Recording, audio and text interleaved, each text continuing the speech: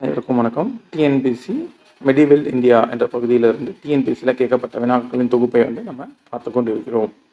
மேற்கொண்ட பாடங்களின் தொடர்ச்சி. மேவாரின் ராணா பிரதாப் சிங்கிற்கு எதிராக ஆல்டிகாட் போரில் முகலாய இராணுவத்தை வழிநடத்தியவர் யார்? ராணா பிரதாப் சிங்கிற்கு எதிராக யாருன்னு பார்த்தீங்கன்னா மான் சிங். இவர் தான் ராஜபுத்திர அரசர் ராணா பிரதாப் சிங்கிற்கு எதிராக ஆல்டிகாட் போரில் முகலாய இராணுவத்தை வழிநடத்தியவர் மான் சிங். அடுத்து, அமிர்தசரஸில் பொற்கோயிலை கட்டியவர் யார்? அமிர்தசரஸ், பஞ்சாப்ல இருக்கிற அமிர்தசரஸில் பொற்கோயிலை கட்டியவர் குரு ராம்தாஸ் அவர்கள். அவர் தான் அமிர்தசரஸில் பொற்கோயிலை கட்டினார். குரு ராம்சிங்கின் சீடர்கள் எவ்வாறு அழைக்கப்பட்டனர்? குரு ராம்சிங்கின் சீடர்கள் குக்காஸ் என்று அழைக்கப்பட்டார்கள். ராம்சிங்கின் சீடர்கள். அடுத்து, பொறுத்துக. திவானி விசாரத் அப்படின்னா பார்த்தீங்கன்னா வருவாய் மற்றும் நிதி நிர்வாகம். திவானி விசாரத். அடுத்தது திவானி ஹாரிஷ் அப்படின்னு பார்த்தீங்கன்னா அது படைத்துறை. அடுத்து திவானி ரசலத். யாருன்னு பார்த்தீங்கன்னா அயலுறவுத்துறை. அடுத்து திவானி ஹின்ஷா, அவங்க யாருன்னு பார்த்தா தகவல் தொடர்பு துறை. இவங்க திவானி ஹின்ஷானா தகவல் தொடர்பு துறை. அடுத்து சூபியிசம் தோன்றிய இடம் எது? இந்த சூபியிசம் இது எங்கே தோன்றுது பார்த்தீங்கன்னா ஈரான் நாட்டில் தான் சூபியிசம் தோன்றுகிறது. கீழ்கண்டவற்றை பொறுத்துகன்னா ஃபர்ஸ்ட், கன்வா போர் எந்த ஆண்டு நடைபெற்றது? 1527ஆம் ஆண்டு. காக்ரா போர் எந்த ஆண்டு நடைபெற்றது? 1529. சௌசா போர் நடைபெற்ற ஆண்டு 1539. கன்னூசி போர் அல்லது பில்கிராம் போர் நடைபெற்ற ஆண்டு 1540. மாலிக் கபூர் மதுரை வந்தடைந்த ஆண்டு எது? மாலிக் கபூர் மதுரை வந்தடைந்த ஆண்டு 1311ஆம் ஆண்டு. கீழ்கண்ட வாக்கியங்களை கவனி. பாபர் முதலாம் பானிபட் போரில் வெற்றி பெற்றாராமா? 1526 நடந்த முதலாம் பானிபட் போரில் வெற்றி பெற்றார். இந்த முதலாம் பானிபட் போரில் தான் பாபர் பீரங்கி படையை போரில் பயன்படுத்தினார். இந்தியாவில் முதல்ல பீரங்கி பயன்படுத்தினவரும் வெடிப்பொருட்களை பயன்படுத்தினவரும் பாபர். ரச கங்காதரா என்ற நூலை எழுதியவர் யார்? இந்த ரச கங்காதரா என்ற நூலை எழுதியவர் ஜெகநாத பண்டிதர். இவர் தான் ரச கங்காதரா என்ற நூலை இயற்றியவர். அடுத்து, கிருஷ்ணதேவராயரின் ஆட்சி காலம் இது? 1509 1529 வரைக்கும் சும்மா 20 ஆண்டுகள் ஆட்சி கொண்டிருப்பார். பாபருடைய சமகாலத்தவர் யாருன்னா கிருஷ்ணதேவராயர். பாபர் வட இந்தியாவில் ஆட்சி புரிந்திருப்பார். தென்னிந்திய பகுதிகளில் கிருஷ்ணதேவராயர் ஆட்சி புரிந்திருப்பார். அக்பர் காலத்தில் இருந்த புகழ்பெற்ற பாடகர் மியான் தான்சனின் இயற்பெயர் என்ன? அக்பர் காலத்தில் இருந்த புகழ்பெற்ற பாடகர் மியான் தான்சனின் இயற்பெயர் ராம் தானு பாண்டே.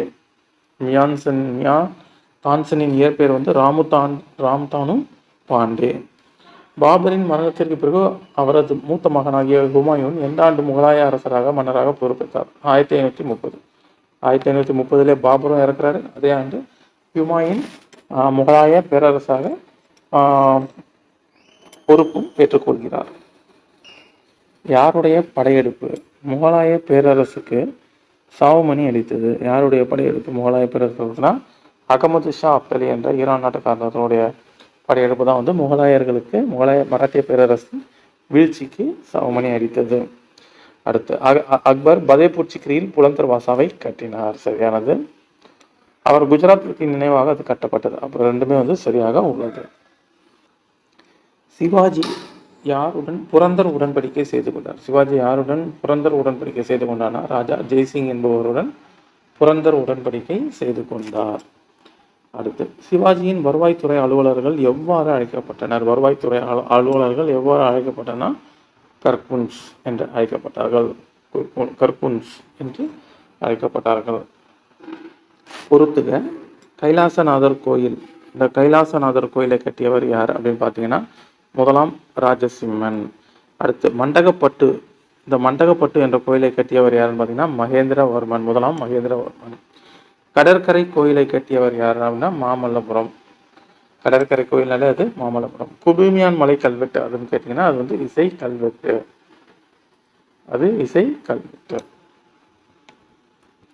அடுத்து, தாரிக்-இ சிர்ஷா ஷாஹி என்ற நூலை எழுதிய ஆசிரியர் யார்?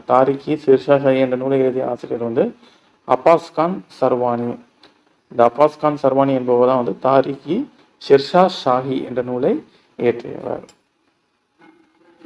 அக்பரின் நில வருவாய் திட்டம் எவ்வாறு அழைக்கப்பட்டது? அக்பரின் நில வருவாய் திட்டம் எவ்வாறு அழைக்கப்பட்டது அப்படின்னு பார்த்தீங்கன்னா ஜப்தி முறை. அக்பரின் நில வருவாய் திட்டம் ஜப்தி முறை என்று அழைக்கப்பட்டது. ஹரிஹரர் மற்றும் புக்கர் சகோதரர்கள், இந்த விஜயநகர பேரரசை தோற்றுவித்த ஹரிஹரர் மற்றும் புத்த சகோதரர்கள் எந்த ஹைசால அரசரிடம் பணிபுரிந்தனர்? எந்த ஹைசால அரசரிடம்? இரண்டாம் வீர பல்லாலா. இரண்டாம் வீர பல்லாலா என்ற மன்னரிடம் தான் வந்து பணியாற்றினார். பாதுஷா என்ற பட்டத்தை சூட்டிக் கொண்டவர் யார்? இந்த பாதுஷா என்ற பட்டத்தை சூட்டிக் கொண்டவர் யார் பார்த்தா பாபர். அடுத்து விஜயநகர பேரரசு எத்தனை மாகாணங்களாக பிரிக்கப்பட்டுள்ளது? எத்தனை மாகாணங்கள்னா 6 மாகாணங்களாக பிரிக்கப்பட்டிருக்கிறது விஜயநகர பேரரசு. அடுத்து தாராசுரத்தில் அமைந்துள்ள ஐராதீஸ்வரர் கோயிலை கட்டிய சோழ மன்னர் யார்? தாராசுரத்தில் அமைந்துள்ள ஐராதீஸ்வரர் கோயிலை கட்டியவர் யார் அப்படின்னு பார்த்தீங்கன்னா 2ஆம் ராஜராஜன். தாராசுரத்தில் அமைந்துள்ள ஐராதீஸ்வரர் கோயிலை கட்டியவர் 2ஆம் ராஜராஜ சோழன். அடுத்து 1ஆம் மகேந்திரவர்மனை ஜெயின மதத்திலிருந்து, அதாவது ஜெயின் மதத்துல சமண மதத்துல இருந்து சைவ மதத்திற்கு, சிவனை வழிபடும் சைவ மதத்திற்கு மாற்றியவர் யார்? யாருன்னு பார்த்தீங்கன்னா அப்பர். அடுத்து கபிலரை ஆதரித்து போற்றிய சிற்றரசு பெயரை குறிப்பிடுக. கபிலரை ஆதரித்து போற்றிய சிற்றரசு பெயர் வந்து பாரி. கடையேழு ஓலைகள் ஒருவனான பாரி. அடுத்து சித்திரகார புலி என்ற விருது பெயர் சூட்டி கொண்ட மாமன்னர் யார்? யாருன்னா 1ஆம் மகேந்திரவர்மன். இவருடைய ஓவிய கலையினால இவருக்கு வந்து சித்திரகார புலி என்ற பெயர் காணப்படுகிறது. அடுத்து முகலாயர் ஆட்சி காலத்தில் கப்பற்படை படகுகளின் பொறுப்பாளர், முகலாய ஆட்சி காலத்தில் கப்பற்படை படைகளின் பொறுப்பாளர் மிர்ஹி மாகர் என்று அழைக்கப்படுகிறார். அடுத்து நாம்தாரி.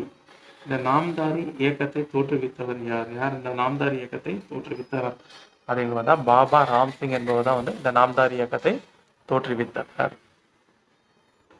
கீழ்காணும் சுல்தான்களின் அடிமைகளை பராமரிப்பதற்காக என்று புதிய துறையை உருவாக்கியவர் யார்? இந்த அடிமைகளை பராமரிப்பதற்கென்று புதிய ஒரு துறையை உருவாக்கியவர் யாருன்னு கேட்டாங்கன்னா ஃபெரோஷா துக்ளக். அடுத்து விஜயநகர பேரரசின் மிகப்பெரிய நிர்வாக பிரிவு எது? விஜயநகர பேரரசின் மிகப்பெரிய நிர்வாக பிரிவு அப்படின்னு கேட்டாங்கன்னா அது வந்து மண்டலம். மிகப்பெரிய நிர்வாக பிரிவு மண்டலம். அடுத்து கண்ணகிக்கு இது பண்ணப்பட்ட அநீதிக்கு பிராயத்தம் செய்து மதுரையை மீண்டும் பொலிவுறச் செய்த பாண்டிய மன்னன் யார்? யாருன்னா சித்திர மாடத்து துஞ்சி நன்மாறன் என்னும் மன்னன் தான் வந்து மீண்டும் மதுரையை வந்து புதுப்பித்தவன். அடுத்து சரியானவற்றை பொறுத்துக. திவானிஹி ஹரிஷ் அப்படின்னு என்னன்னு கேட்டீங்கன்னா இராணுவத்துறை.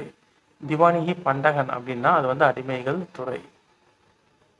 திவானிஹி காசாஹி மும்மாலிக். திவானிஹி காசாஹி மும்மாலிக் அப்படின்னா வந்து அது நீதித்துறை. திவானிஹி கோஹி அப்படின்னா அது வந்து விவசாயத்துறை.